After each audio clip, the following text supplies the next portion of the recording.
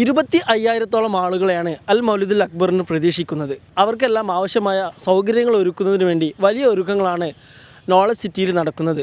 ഇപ്പോൾ നമ്മളുള്ളത് ഏറ്റവും പ്രധാനപ്പെട്ട പാർക്കിംഗ് ഏരിയയിലാണ്. ഇതുപോലെ വിവിധ പാർക്കിംഗ് ഏരിയകളും ഭക്ഷണശാലകളും എല്ലാം ഇവിടെ സജ്ജമായി കഴിഞ്ഞു. നമുക്കിതിൻ്റെ വിശദ വിവരങ്ങളൊക്കെ അറിയാം. നമ്മൾ ഒരേ സമയത്ത് എത്ര വാഹനങ്ങൾ പാർക്ക് ചെയ്യാനുള്ള സൗകര്യങ്ങളാണ് കാണുന്നത്? നമ്മൾ അറ്റ് എ ടൈം നമ്മൾ ഒരു 10,000-3000 വണ്ടികളെയാണ് മൗലിദുൽ അക്ബറിലേക്ക് പ്രതീക്ഷിക്കുന്നത്. അപ്പോൾ ഒരേ സമയത്ത് വരുന്ന ആ ആളുകളുടെ സ്പീഡ്, വണ്ടികളുടെ വരവ്, അതൊക്കെ നിയന്ത്രിക്കാൻ വേണ്ടി ഇവിടെ നമ്മൾ പാർക്കിംഗ് ഗ്രൗണ്ടിലും അതുപോലെ റോഡിലുമായിട്ട് ഒരു 10-200ഓളം വളണ്ടിയേഴ്സിനെ സജ്ജീകരിച്ചിട്ടുണ്ട്.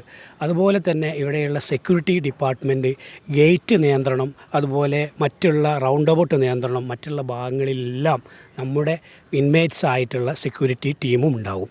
അവരെ നിയന്ത്രിക്കുന്നത് അവരുടെ ഹെഡുമാരും അതിനുള്ള പെട്രോളിംഗ് ടീമുകളും ആയിരിക്കും കൂടുതലായിട്ട് അങ്ങനെ ചെയ്യുന്നത്. ഒരു സംഘം ആളുകൾ ഇവിടേക്ക് വരുന്നുണ്ടെങ്കിൽ അവരെങ്ങനെയാണ് വരേണ്ടത്, എവിടെയാണ് പാർക്ക് ചെയ്യേണ്ടത്, എങ്ങനെ അതിൻ്റെ ഒരു റൂട്ട് കണ്ടിരിക്കുന്നത്? കൈതപ്പൊയിൽ അങ്ങാടിയിൽ വന്നു കഴിഞ്ഞാൽ നേരെ നോളജ് സിറ്റിയുടെ ഫസ്റ്റ് ഗേറ്റാണ് ഫസ്റ്റ് ഓഫ് ഓൾ അവർക്ക് കിട്ടുക. അവർക്ക് 2 ഗേറ്റും യൂസ് ചെയ്യാവുന്നതാണ്. ഫസ്റ്റ് ഗേറ്റും സെക്കൻഡ് ഗേറ്റും നോളജ് സിറ്റിക്കുണ്ട്. ആ ഗേറ്റിലൂടെ കടന്നു വന്നു കഴിഞ്ഞാൽ ഫസ്റ്റ് മുഖമായിട്ട് കിട്ടുന്നത് സെക്യൂരിറ്റിയുടെ ഗേറ്റ് ആയിരിക്കും. ആ ഗേറ്റിൽ നിന്ന് നിർദ്ദേശപ്രകാരം അവർ ഏത് പാർക്കിങ്ങിലേക്കാണ് പോകേണ്ടത്, അവിടെ വളണ്ടിയേഴ്സും ഉണ്ടാകും, സെക്യൂരിറ്റിയും ഉണ്ടാകും. സെക്യൂരിറ്റിയും വളണ്ടിയേഴ്സും പറയുന്ന കാര്യങ്ങൾ കൃത്യമായി വണ്ടികൾ നമ്മൾ ഈ കാണുന്ന വലിയ ഈ ഗ്രൗണ്ടിലേക്കാണ് നമ്മൾ വരുന്ന മുഴുവൻ വാഹനങ്ങളെയും അക്കമഡേറ്റ് ചെയ്യാൻ ഉദ്ദേശിക്കുന്നത്. ഈ കാണുന്ന വലിയ ഈ ഗ്രൗണ്ടിൽ 10-700ഓളം വണ്ടികളെയാണ് നമ്മൾ നിർത്താൻ ഉദ്ദേശിക്കുന്നത്. വരുന്ന ആളുകൾ സഹകരിച്ച് കഴിഞ്ഞാൽ, നമ്മുടെ വളണ്ടിയേഴ്സ് ടീമിനെ കൂടെ സഹകരിച്ച് കഴിഞ്ഞാൽ, റിവേഴ്സ് പാർക്കിങ്ങിൽ ഇട്ട് കഴിഞ്ഞാൽ എടുത്തു പോകാനുള്ള സുഗമമായ പാർക്കിംഗ് സിസ്റ്റമാണ് നമ്മളിവിടെ കണ്ടിരിക്കുന്നത്. നമ്മൾ ഇതുപോലെ തന്നെ നമ്മുടെ ഗ്രൗണ്ടായ കുറ്റൂർ ഹാജിയുടെ ഗ്രൗണ്ട്, പുറത്തൊരു സ്ഥലമുണ്ട്. ഇതേ സജ്ജീകരണങ്ങൾ, ഇതുപോലെ തന്നെ സജ്ജീകരണം അവിടെയും ചെയ്തിട്ടുണ്ട്. അവിടെയും വളണ്ടിയേഴ്സും അതുപോലെ സെക്യൂരിറ്റിയും ഉണ്ടാകും. 2 വീലർ വാഹനങ്ങളും അതുപോലെ ഗസ്റ്റുമാരുടെ വാഹനങ്ങളൊക്കെ എവിടെയാണ്? അതുപോലെയാണ് 2 വീലർ വാഹനങ്ങൾക്ക് മറ്റൊരു സ്ഥലമാണ് നമ്മൾ പ്രത്യേകം കണ്ടെത്തിയത്. 2 വീലർ ഒരിക്കലും തന്നെ നമ്മുടെ 4 വീലർ പാർക്കിങ്ങിൻ്റെ സ്ഥലങ്ങളിലേക്ക് വരികയേ ചെയ്യരുത്.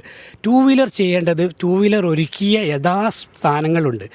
ഫസ്റ്റ് ഗേറ്റിൽ കയറി വരുന്ന ആളുകൾ നമ്മൾ ഫസ്റ്റ് ഓഫ് ഓൾ കിട്ടും നമ്മൾ കല്യാണ മണ്ഡപത്തിൻ്റെ ഒരു ഭാഗം നമ്മൾ അതിനായിട്ട് സജ്ജീകരിച്ചിട്ടുണ്ട്. അതുപോലെ ഹോസ്പിറ്റലിൻ്റെ പ്രിമൈസസിൻ്റെ ബാക്കിൽ അതിനായിട്ടൊരു സജ്ജീകരണം നൽകിയിട്ടുണ്ട്.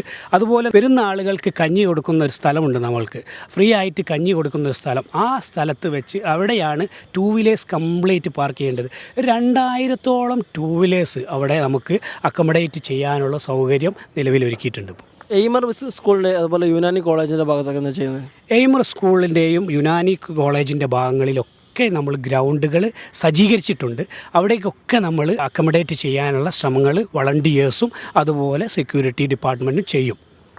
ഗസ്റ്റ് VIP വാഹനങ്ങൾ എവിടെയാണ്?